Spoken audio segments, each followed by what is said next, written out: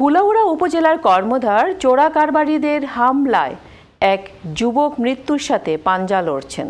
স্থানীয় বিজিবির কাছে মাদক ও গরু পাচারের খবর দেয় তার উপর এই হামলা চালানো হয় বলে অভিযোগ পরিবারের। আমাদের প্রতিনিধি আব্দুল আহাদের তথ্যচিত্রে দেখুন বিস্তারিত।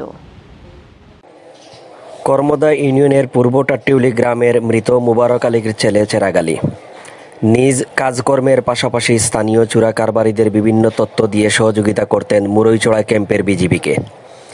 এরই জের ধরে দক্ষিণ টাট্টিউলি গ্রামের মঞ্জু মিয়া, আজাদ মিয়া, আব্দুস সালাম, সুমন মিয়া, আলী হোসেন এবং আসাদ মিয়া মিলে চেরাগ আলীর উপর অতর্কিত হামলা চালান। আত্তরর ফুয়া মঞ্জু আসালামর ফুয়া আজাদ আসাদ তারা আরো একজন কেরা লোক আমি নাম চিনছি না, তারা 4 জন মানুষে খুব অত্যাচার করছে। বাজার থেকে লামাত নিচে আনিয়া দরজা ফুয়ায় রড দিয়ে খুব বেশিভাবে মারপিট করছেন। এরপরে তার টাকা পয়সাও নিছেন, মোবাইল একটা আছিল, বহু দামি মোবাইল আছিল, ওটাও নিছেন।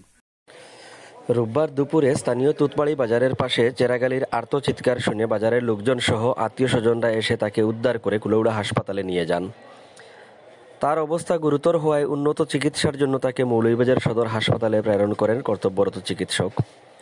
চোরা কারবারিদের বেধড়ক মারপিটে চেরাগ আলী এখনও হাসপাতালের বেডে মৃত্যুর সাথে পাঞ্জা লড়ছেন।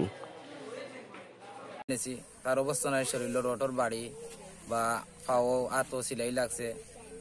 এখন আমরা তো ইয়াইছি, এই জিনিসটা আসলে আমরা দেখি আমরা খুব এটা দুঃখজনক লাগছে যে যারা বা এই অপরাধ করছে তারা উপযুক্ত শাস্তি এবং আমরা বিচার চাই।